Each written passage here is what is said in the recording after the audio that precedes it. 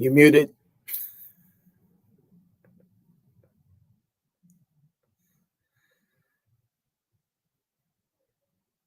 You are 100% muted, Scott. Connection. Hey, there it is. All right. Perfect way to start. It is Wednesday, feeling like a Monday, but we're still cooking it up Cajun with Cory this week. So, man, the amateur trying to tell the pro what's going on. I don't even know how that happened. Like, we were literally just talking. And then, let's start. Oh, wait, Scott's muted. We already got Traint Olive in the house. Meredith, Lito, Jay Birch, Denise, Helson, Omar. Man, what a week it's been. That's putting it mildly. That is putting it mildly. So I did all those little vignettes at the games, right? Yeah. And I put up the Amanda Hari one last night. Yeah. She is very, very popular. She's good stuff, dude. She's good stuff.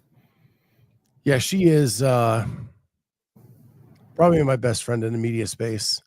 We hang out the whole time. Yeah, she's awesome. We actually went to trivia night on, was it Wednesday? Thursday night? Thursday night. We accidentally went to trivia night at a pub on Thursday night. We went to get dinner, ended up being trivia night. We participated. We were 4 points out of the lead going into Final Jeopardy. Bet the house. Like you do. Because I don't wuss bet, man. I don't wuss bet. No, I bet like I know what I'm talking about. All chips on the table or no chips on the table. And the question was, how many U.S. states touch the Mississippi River? Oh, and we were wrong. Oh, man, that's an excellent question. I would say 10 off the top of my head.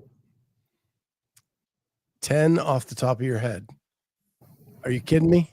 I'm just trying to think of, I mean, geography is obviously not my thing, but like I'm just trying to think of going up, like us in Mississippi, Arkansas, and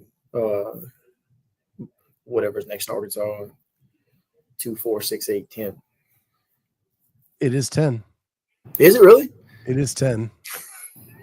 Yeah, we needed you at our table. Oh man, we lost all of the money. That is now, the winner got a $100 gift card to that pub that you're never going to go back to be able to use anyway. So it wasn't like a big deal. Crazy. I like that, Tristan. I'll roll with that. Yeah, I drove to Montana, and so I hit the Mississippi and Illinois, Wisconsin, and Minnesota on the way. Forgot about Iowa.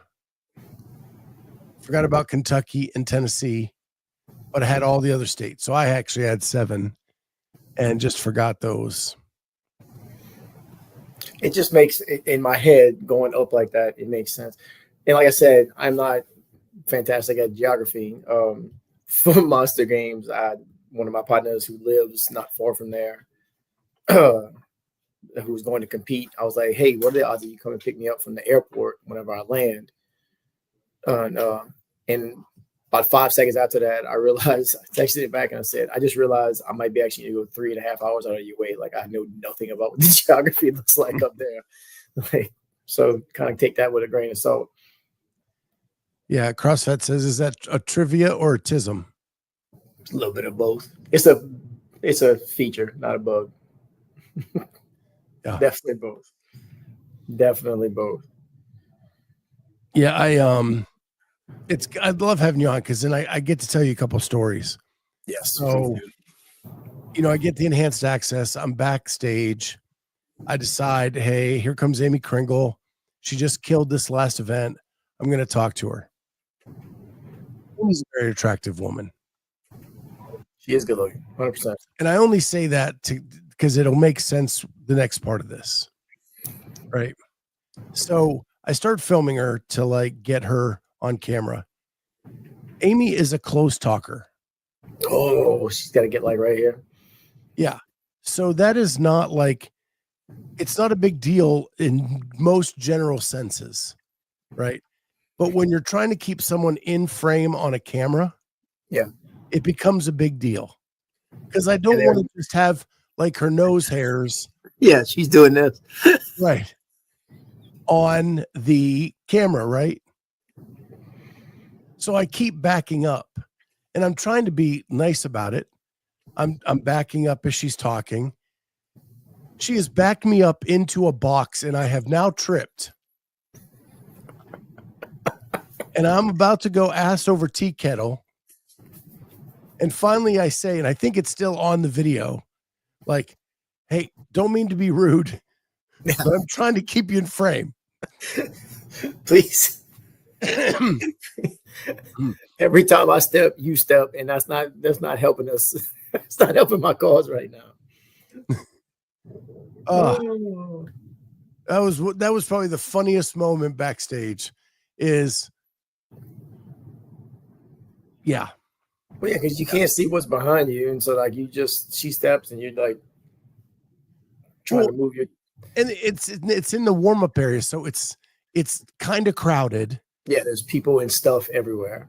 Right. Yeah. There's equipment on the floor everywhere. There's stuff everywhere, and most people, like, I would catch them sitting on a rower because they just came off the floor. Yeah. I learned really quickly in the weekend that better to get after the event than before the event. Oh, dude. I would agree to that. If you try to talk to me at Monster Games on the last day before the event, I didn't talk to anybody for the first 30 minutes. I was in the warm-up area. I had my earbuds in, my music playing, and I literally did not speak to a single soul for half an hour. And that's not, me, dude. Like, I talked to the wall if I thought it would talk back, but I was locked in, so I can't imagine the level at the games. Yeah. After, sure, we can talk about whatever you want to. I don't care. We'll talk for 20 minutes. Yeah, like talking to Braun or Tudor. They were sitting on a rower just catching their breath and watching the next heat on the TV. And that's when I would like grab them really easy. They're not moving, so easy to keep in frame. Braun seems like he's cool as shit. Like that interview, just like he seems like he's just as laid back as they come, like happy to be there. Braun is that dude that you wish you could go to a pub with and just hang out for the night with a couple beers. I can see that. And Tudor's this like if you're looking at like straight up good looks, the dude looks like Superman. Yeah. Right? Like I don't understand why he's not more popular. I feel like, and maybe it's because I don't pay that much attention to him, or maybe because it's just his stuff's not out there enough, but the people that are getting paid attention to right now are the Boys Interrupted and the Jameses and the people who are putting themselves out there to be seen more than anybody else is. I'm a straight dude, been married for nearly 30 years. Tudor is a good looking dude. You're right about he looks like Superman. I've been trying to figure out what or who he looks like every time I see him because it's been nagging at me, and it makes sense. It's the hair. It's the straight, like jet black, kind of over a little bit side part. Just like Clark Kent, man. 100%.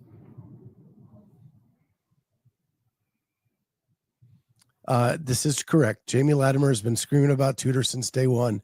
No one is listening. We just won most improved at the games. And well deserved, I thought.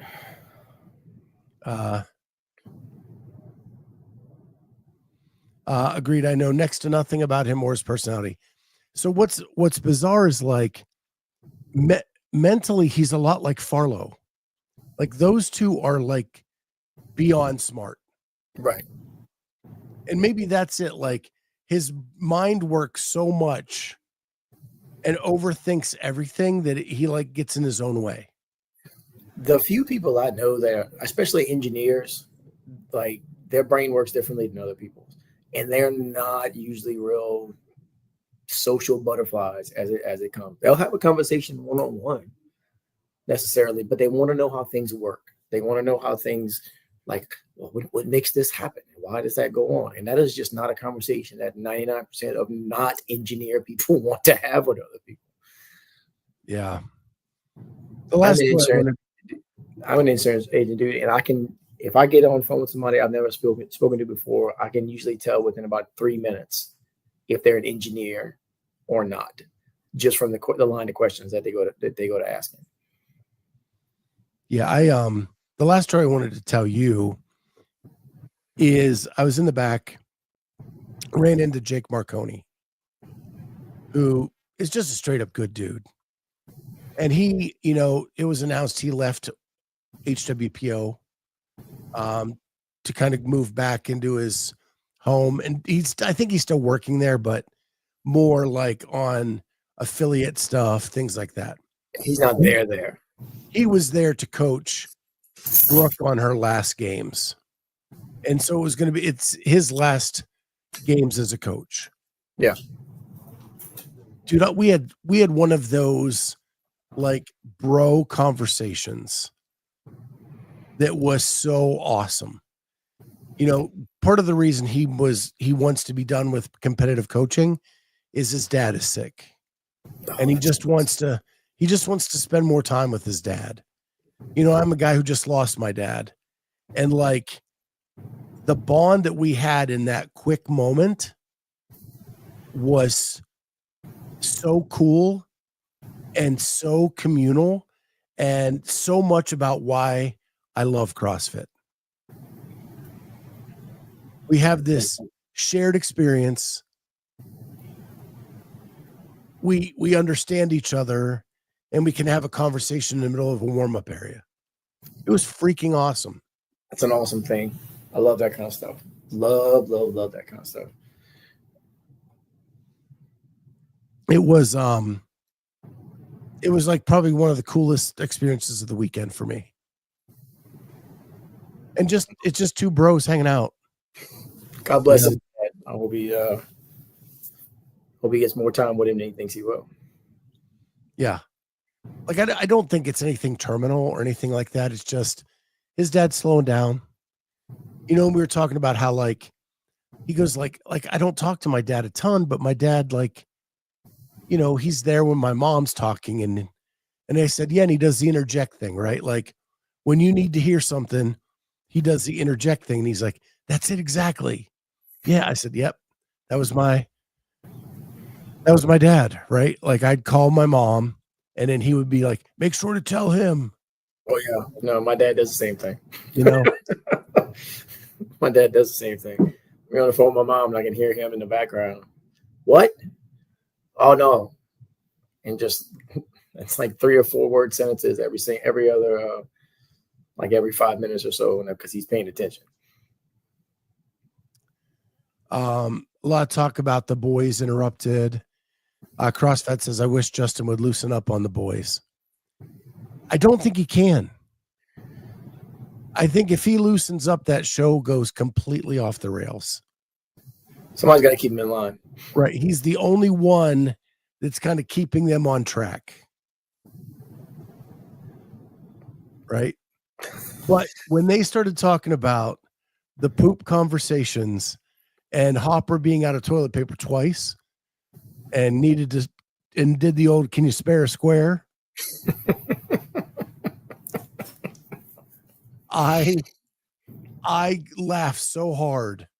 I was watching it in bed. I could not stop laughing.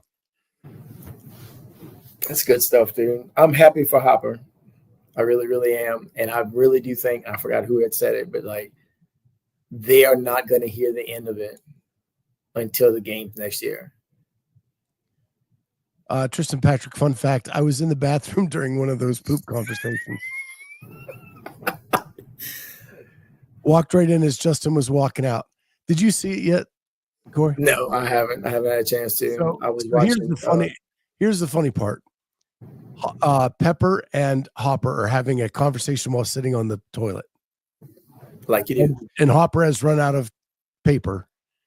So Dallin has to get some under the thing to him, right? Yeah. Justin is taking a leak in the same bathroom.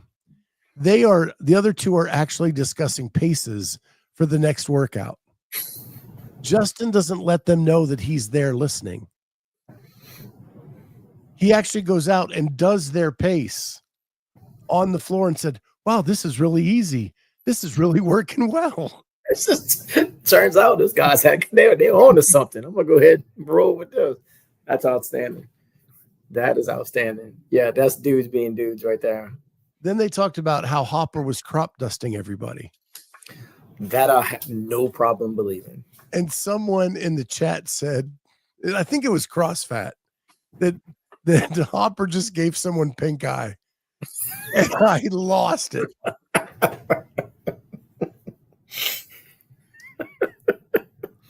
But I think they were talking about how, like, because of the way they have to eat on a competition weekend, their systems are just destroyed.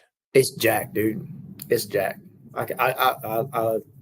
Any multi-day competition, by day 2, like your stomach is just because you're eating whatever you can, whenever you can.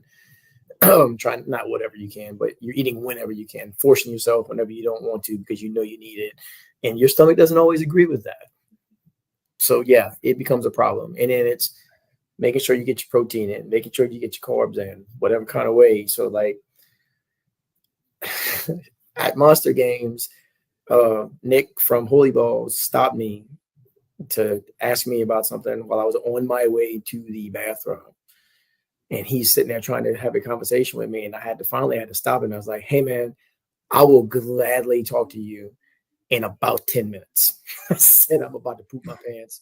And he started laughing and he was like, oh, my bad. I was like, no, you like, because I don't want to be rude to the dude. It's literally the first time I ever stopped to talk to him. But like, also I'm kind of in a bind. Like I'll promise you I will come back. But if I don't go right now, we're going to have a problem right here on this floor in front of your booth. And I don't think that's a great idea. Andrew Stent says, same for volunteers. Everyone's schedule is jacked up. Yeah, I can believe that. So I wanted to get from you, what were your impressions of this year's CrossFit Games as a spectator? I have been watching, so a little backstory. So I started CrossFit May 8th, 2018. It's my very first day. I watched every game since then, right? From 2018 all the way up to here. Pretty much you say I watch almost every heat of every athlete that's come through. This year was the best race I ever saw on the men's side. I mean, Tia was just out there doing Tia things. There's not really a whole lot anybody can do about that. But one of the best races I've ever seen, just because from day one, even all the way up until pretty much the final event, it was still anybody's game at that point.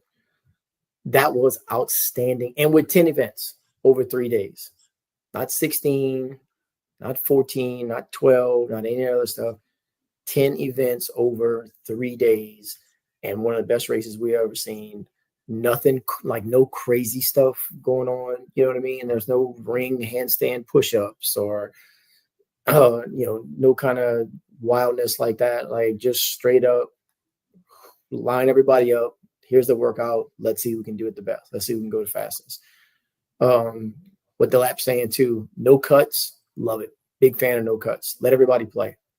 Why? Because you don't know if somebody in the first heat is going to do something that's going to affect what goes on in the last heat or in the middle heat or something along those lines. Like there was still a chance for people to shake up the leaderboard.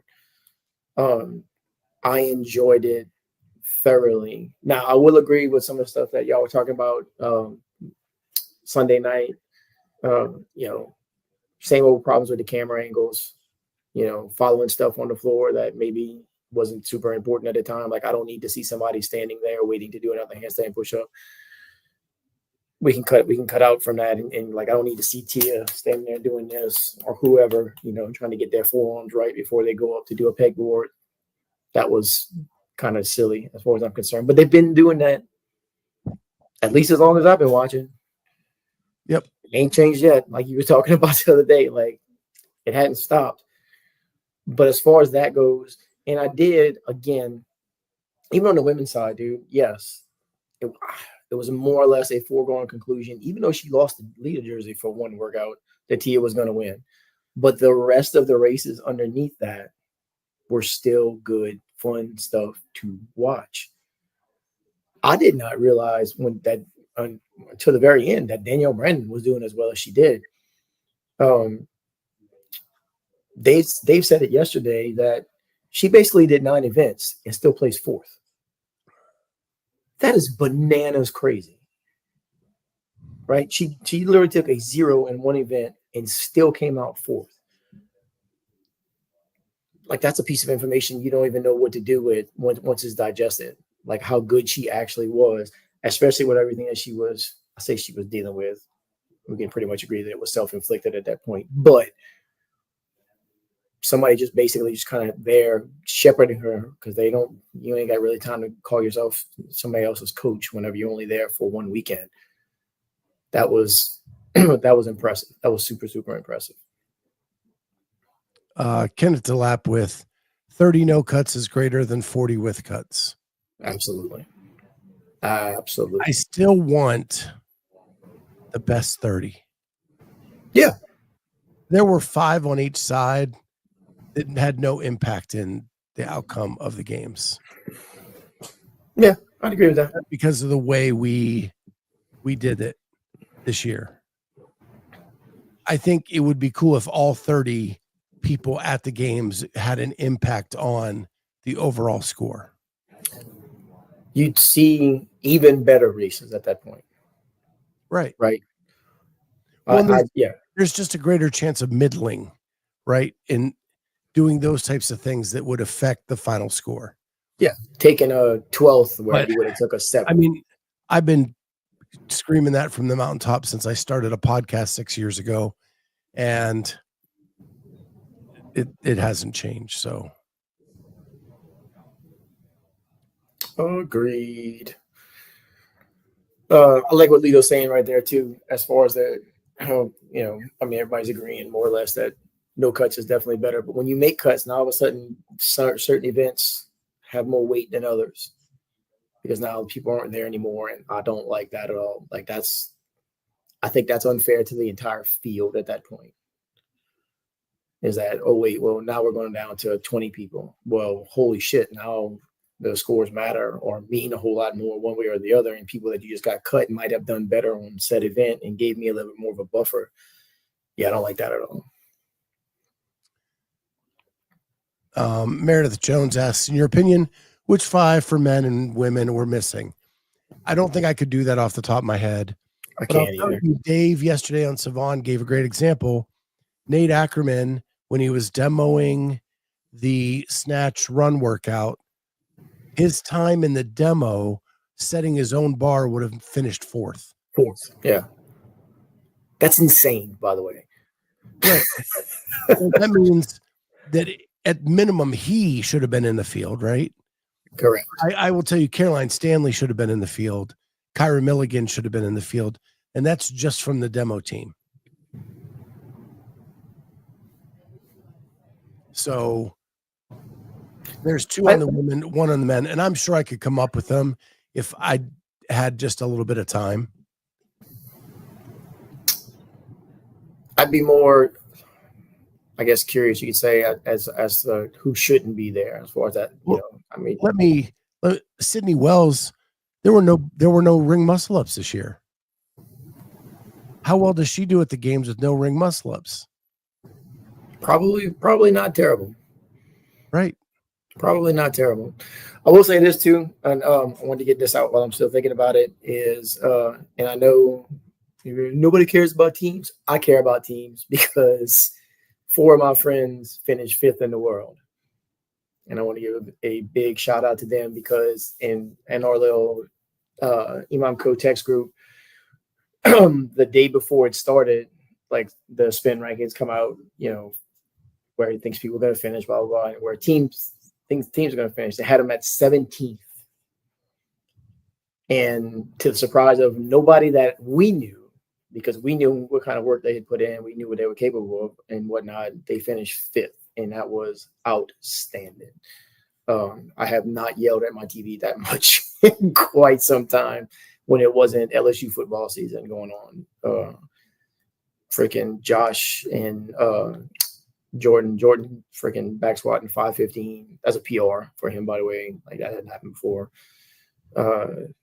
Them just steady on doing what they doing, sniping people off and people little workouts, coming out of basically nowhere. Like, I'm super proud of those guys. You can't have both international representation and the strongest field possible at the same time. I think you can. Now, can it be an all-inclusive international field? Sure, not. But Seung-Young Choi is one of the 30 best athletes in the world. She's international. There are a handful of European athletes that are the best in the world. Like Lucy Campbell, Amy Kringle, Elisa Fuliano, if she would participate, are in the top 30 in the world. Emma Tall, if Laura Horvat decides to participate, they're in the top 30 in the world. But when you're holding an event and you make it where just the people from your continent get to come, like Africa or South America, you're actually cheating the fans from seeing the best in the world. You preach to the choir right there, homeboy. You preach to the choir right there. I get the why behind it, because you want to try to get as many people involved as humanly possible, get eyes on the sport. I understand that part of it. But at the same time, you're gonna get some people that, I hate to say it because it sounds horrible, they just don't belong there. Yeah. I don't know. It's definitely a longer debate than what we have time for today. Oh, God, yeah. God, yeah. Oh. Anyway. Oof. Don't look bad, Scott. Your face is red. It just gets stuck, man. It just gets stuck, and I have to get it up. Anyway.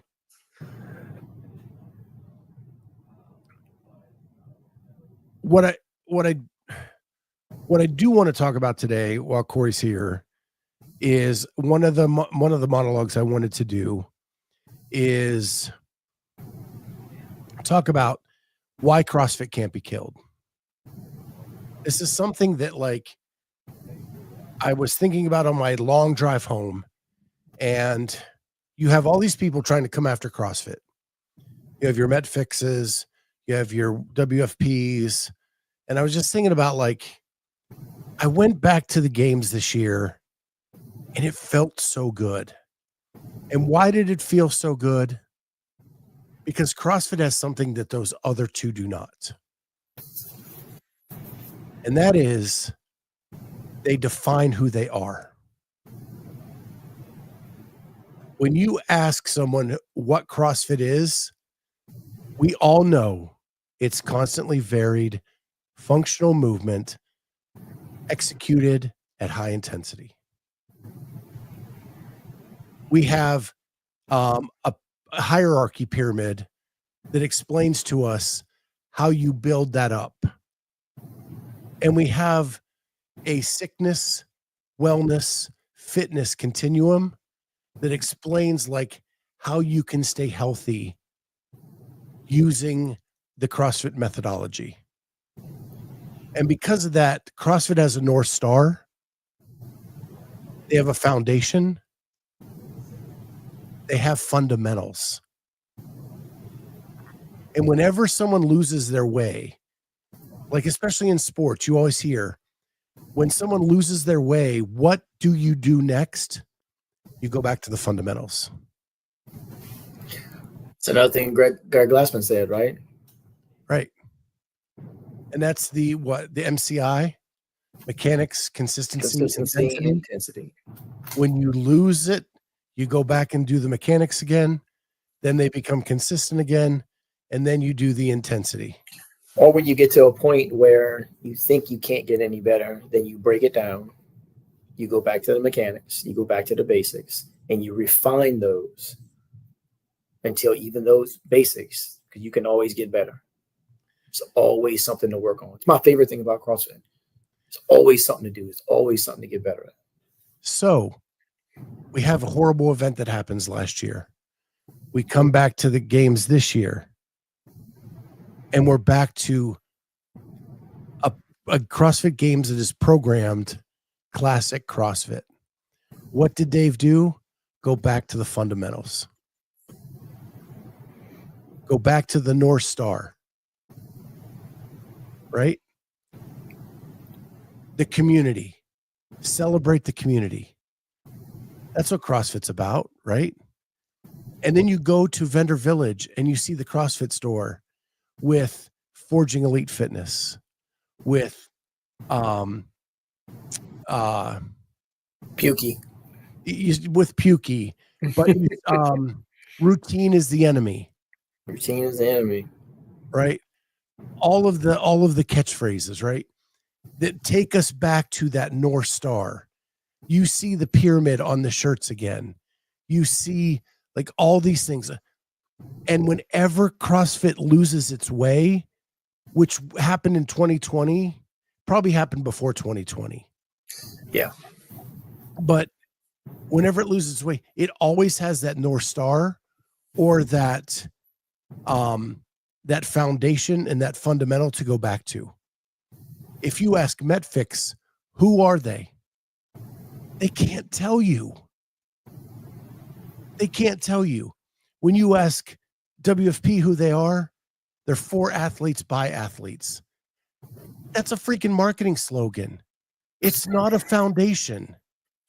It's not a North Star. It's an all-star game. And if that's what you're hanging your hat on, you're in trouble. Big time. Right? You ask someone in the CrossFit space who they are, they've got constantly varied functional movement executed at high intensity. And they have a pyramid and they have a continuum and they will talk to you about it until your ears bleed because we love it so much. Right?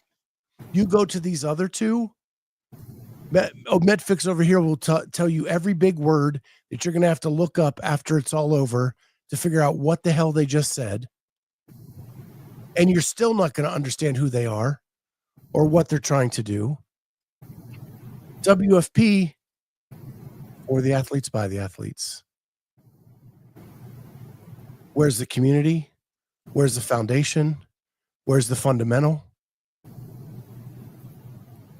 It doesn't exist. And that was the beauty of this year's CrossFit Games. It was all about the North Star again. And that's why the vibes were so freaking good. Speaking about that, so going back to the broadcast, I know you get to see a whole lot of the actual broadcast, but Chase and Adrian, who I knew were going to do a good job, heard him go before. Adrian especially was, I don't know what's the word, accentuating, cementing, saying things like, hey, during this right now, like you are going from that core to extremity. It's like he's giving a class about what's going on the floor. Yes, Chase was fantastic, but listening to Adrian tie it back to the fundamentals of what we do and just watching these people do it at the highest possible level, like that for me, because every time I'd hear him say something and he would tie it back to stuff that I remember from my L1, to stuff that I might say during the course of a class that I'm coaching. Like that was phenomenal. That was outstanding to, again, like you were just saying, to bring it back down to a community level, to stuff that people can identify with, not just, oh yeah, Ricky ran a 5:47 on his last mile. 99% of people that go to CrossFit class cannot identify that. But what they can identify with is that, oh, he picked up his pace to try to finish strong. Well, I tell people that every day. I told people that this morning when I coach class. For me, that part in and of itself was outstanding. And then Chase doing what Chase does, and he's gotten from every time I've ever heard him, he just gets better every time he gets an opportunity to get out there and paint the picture. It was that they were awesome all weekend. And here's kind of the sum up of this, right? Because there's a North Star, because there's a foundation, because there are these fundamentals and tools provided to illustrate those. Dave, Boz, Heather Lawrence, Chase, Adrian, all of those people can be on the same page. Yeah. Singing out of the same hymnal, singing the same tune. And when that happens, it's beautiful again. These other people coming after CrossFit can't do that. So all these people that say, is CrossFit dying? No, it's not dying. We've stumbled because we lost the North Star. We lost the fundamentals, but they never were gone. They just were hidden. Yeah. And the minute we reset on those fundamentals and those foundation and that North Star, this thing's a beautiful thing. And Absolutely. we sing together as a community out of the same hymnal, out of the same playbook, and we become this big communal team.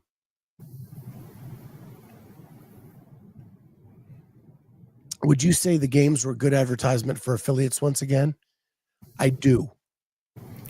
And they advertised affiliates during the broadcast again. That's what I was fixing to say. Like, I mean, granted, it was the same 2 or 3 ads the entire weekend, but it's showing what goes on inside of affiliates, which is a sharp contrast to what's going on at the game. At the same time, though, 90% of what went on at the games, you can do inside of an affiliate. Running Isabel, that would be real easy to do as a class workout. Every workout they did at the games this year, you could do inside the affiliate. Yeah. You might just scale it down, but hey, that's kind of what we do. Hey, if you can't do this, let me go and let's do this instead. Oh, you can't do that. That's fine. We'll work on this instead. And that way we'll maintain the stimulus. Our Imam Company program and Brandon programmed at least 3, because I haven't looked at it all week, but at least 3 of the workouts from the games this weekend for this week. Now, there's levels to it, right? So you might not want to run 4 miles, row 3K, and then run 2 and then run 2. So he kind of pulled it back so that you could. And I know a couple other people that have done the same type thing. Yeah, there you go. Well, Sentinel posted their first day of the games with modifications, all 3 workouts online somewhere. I saw it today, and it was awesome. Yeah, we got the same thing. So this little short, or this reel, came out in March of this year. You know, we dog CrossFit sometimes, but they've been working hard this year. This came out earlier this year, and it just tells the whole story. 6-word phrase that we say, what is CrossFit? CrossFit is constantly varied functional movements that are executed at high intensity. It's a strength and conditioning program that mixes weightlifting, calisthenics, powerlifting, running, rowing, biking, in a whole bunch of different ways. It's family, it's community, it's a no BS approach to bettering your life, not only inside the walls of the gym, but also outside the walls of the gym. Todos não como pode, como devem, né? If I looked at each individual person that walks in every single day here, it's like everybody's absolutely different. It could look like my 80-year-old dad. It could look like my kids. I can honestly say, hand on heart, that it will change their life. Not because it's just a fitness program, not because of the community, but because the greatest adaptation that occurs in CrossFit happens right here. I watched that no less than 25 times. Isn't that awesome? That is the North Star. Whenever we lose our way, we've got that. Every video I see that has Chuck Carswell on it, I stop whatever I'm doing and I watch however long it takes. Like if it's 5 seconds, if it's 30 seconds, if it's 2 minutes, whatever, because that dude is on point. Like there's nothing that I've never heard Chuck say something I was like, well, that sounded stupid or whatever. Like that dude has always got it together. But yeah, I legitimately watched that video you just put up at least 25 times. Every time I see it, I sit there and I just watch the whole thing. Mark Phillips, Chuck is the best. The videos Sevon made with Hobart were so good. I'll tell you, Sevon doing the affiliate videos was just masterful. They were fantastic. I didn't see any of them that I thought were, they were all super good. Yeah, every box has a story. At least one story, probably 10 stories. Bill Grundler put out a video today about a guy who came into his gym and the joy he got doing this modified workout that just told him he had the rest of his life still. Like that made me cry, dude. Well, and then especially Bill, like, making it relatable because Bill's like, dude, like the dude's my age. And like, I don't feel like I'm past my prime or whatever. Like I got a lot of life left to live and I wanted to live it in a quality manner. So like for Bill, that's personal. If somebody comes in there, that's his age. Like, oh no, we're gonna make this right. Yeah, dude, I saw that this morning too. That was fantastic. What they didn't advertise at all during the games was the age group and adaptive games. And that is sad. And we're going to get into that a little bit. Because this bugs me and I know it bugs Jamie and I'm sure she's going to talk about it this week, but all of the Masters Games workouts are coming out on the Legends Instagram. Yep. And so Jamie's like, is it for the games? Is it for the Legends in December? Which one is it?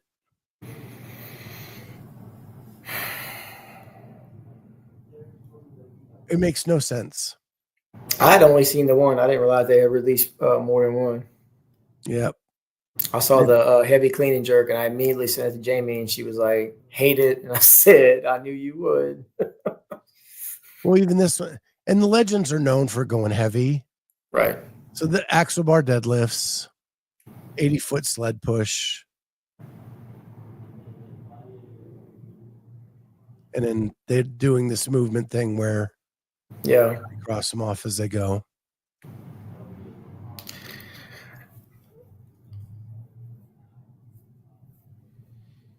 So, yeah. And I think we have bigger fish to fry than the graphics, but I get what you're saying.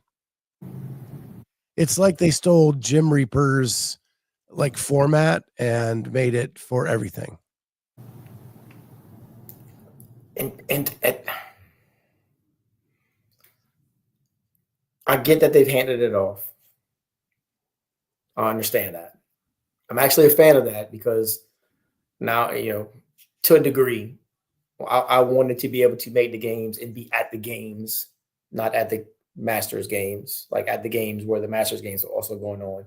But I understand the shifting as far as that's concerned.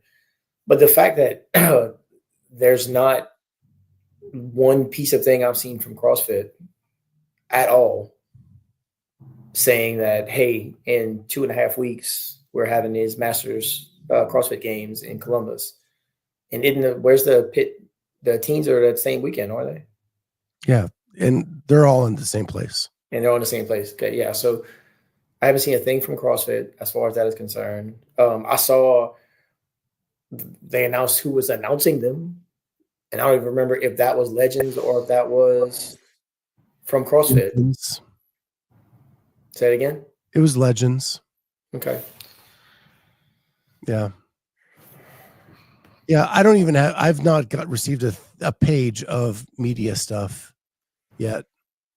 So I may just be there as a spectator meeting everybody.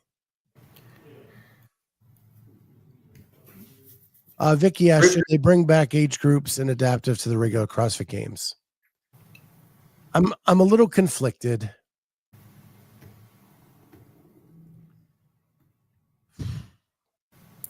I don't know. I really don't know. I liked the Masters being by themselves last year. I'm okay with the teens coming in and making it the age group. But there's got to be some kind of connection. Yeah. To the games. I think it should be before the games and then highlights shown at the games if they're going to separate them. Like in between events. I don't disagree with that take, but that's never going to happen. And you know it. Like they're not even advertising the fact that our games are happening. Like asking them to show a clip of Lito freaking clean jerking, whatever she's going to do is at the actual games. It's slim to none. I just don't see it. What bugs me is last year was 10 workouts. This year is 7 plus final for half the field. Well, the 10 last year was half the field for the 10th. Just that's the same. And 2 of the 7 so far are heavy and less than 3 minutes. That's legend stuff, dude. Last year, Legends likes their heavy stuff. That's just what they're releasing early. I mean, I don't remember exactly what all was at the games last year, but I do know that for the legends, like the December one, like all of our events were pretty quick, relatively speaking, and the heavy events were relatively heavy. Like we had a 150-pound sandbag, we had a clean complex 115-pound hang snatches. That was 3 minutes long. That was the first event that we had was literally 3 minutes long. Like just rip the Band-Aid off and hit it hard, which I enjoyed because that's kind of stuff I'm built for, like quick, fast, get in there, get it done type stuff. But we weren't all total time over the entire weekend. We weren't on the floor super long. Jay Birch, what sucks is the majority of open participants are probably age group people. Not probably. 50% of open participants are 35 to 49 years old. This guy right here. Yes, Amanda. We did have a swim. Well, outdoor event was pretty cool. The Legends winter event is held at a facility that makes the swim really easy. Yeah, you literally walk outside and the pool's right there. Yeah. You don't have to go part of the venue. Yeah. For a lot of these other venues, they would have to secure another venue for that. Talking about Legends in December, being programmed by Boulder Athlete, so being programmed by Jason Grubb this year, who's not participating. It's supposedly, or not supposedly, they said him and whoever else, Joe, I guess, possibly Jason Ansley, were doing some site visits to better utilize the space that we have to compete over there. So I don't know exactly what that means. And they're talking about like in terms of workouts. If we're going to get another outside event, if we're going to have a different event, like a different thing. Because I mean, last year the swim was literally just as far as you can go in 8 minutes or 10 minutes, whatever it was. So So they're going to add, and implement if they're going to add something different. That was the official word, was that. Well, 2 years ago, it was a dumbbell, and you would do 100s and then dumbbell work, 100 dumbbell work. Yep. But all right, we are probably past the top of the hour. I don't think the separation of the age group in indies matters as much. Rather, the athlete experience does, and that has dramatically changed since it's separated. I think every athlete will agree with that 100%.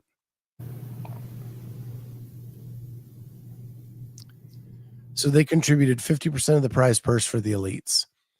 Well, the Masters prize money comes out of that too. Out of the open registrations. So they're contributing to their own as well, but it is much smaller than the elites. Which the majority of the elites are going to tell you they're not there for the money. But they are. Justin Medeiros out touching James Sprague cost him $11,000. No. Or elites. The Masters elites. The Masters elites. We get a lot smaller share of the prize money as far as the game is concerned. I say we, like I've made it already, but I have not yet. But when I do make it, I'm not going there to try to win money. I'm going there to be a games athlete.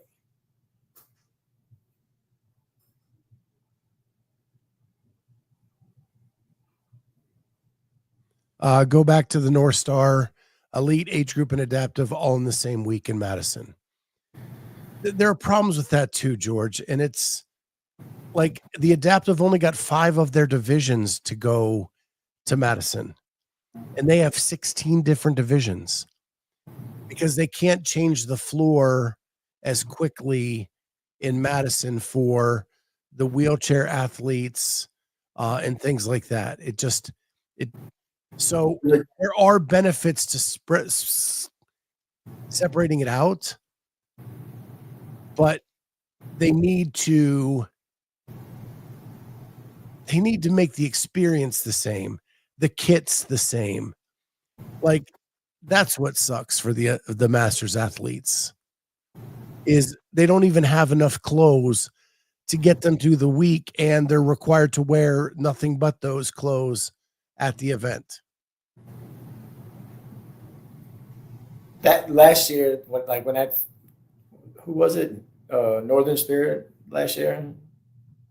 Yeah, for the Masters groups. And I remember texting my buddy Brandon Fondo that made it, and he was like, and he's so laid back, dude. He was like, I don't even care. He said, I'm just, because he was just happy to be there, happy to get his stuff. And I would be too. But at the same time, like now I'm having to do laundry at some point. Either that or I'm warming up in no shirt, taking the floor with the shirt, taking my shirt off before I get out there so that I can wear it again sometime later without having to go back and spend money at the laundromat.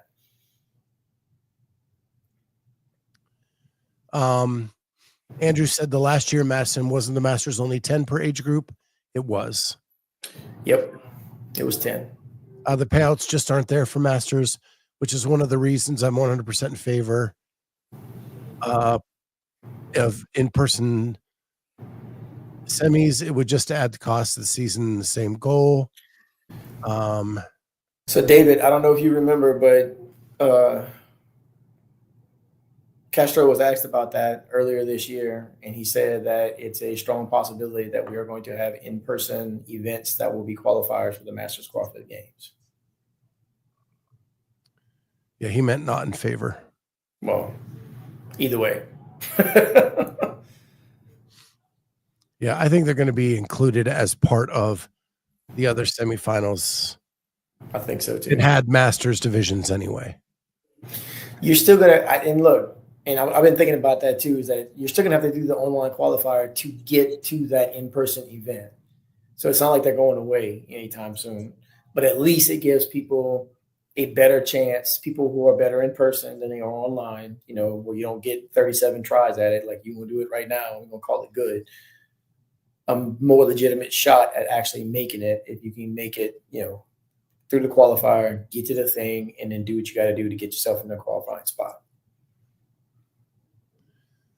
Well, that guys, we are way over. I have a meeting coming up, and I need to get changed. Sorry.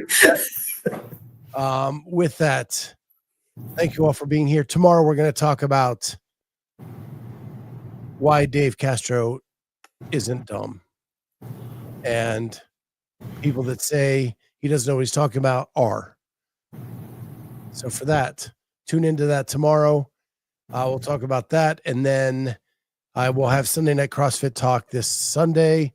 And if you didn't get the Amanda Hari clip interview, 15 minutes long, go check that out. And I have one more media person that I have to edit and get out there. And it's really different. These people do extreme sports and decided to jump into the CrossFit space and record. Okay. But in their other business, they do shark videos, they do MMA, they do a bunch of stuff like that. So I did a little feature on them that'll be coming out later this week as well. That sounds cool as shit. With that, we'll see everybody next time on Lunch with the Clydesdale. Peace.